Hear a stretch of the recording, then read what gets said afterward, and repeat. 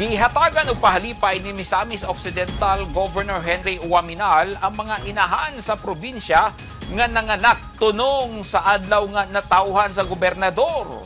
Perting lipaya sa mga bagong inahan sa Misamis Occidental kay gidunulan sila og pahalipay sa gobernador niadtong Oktubre 11, 2025. Matag inahan nakadawat og tag 67,000 pesos nga cash assistance isip personal gift gikan sa gobernador ug sa iyang pamilya. 5 ka inahan nga gikan sa Misamis Occidental Provincial Hospital, 2 gikan sa Jimenez Medicare Community Hospital ug usang gikan sa Tudela Municipal Hospital.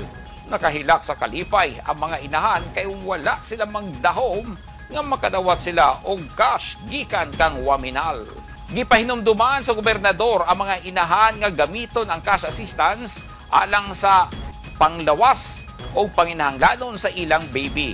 Ang pagtunol ng Uwaminal o pahalipay sa mga bagong inahan paagi niya sa pagpakailap sa gugma o blessing ngadto sa mga misamis nun.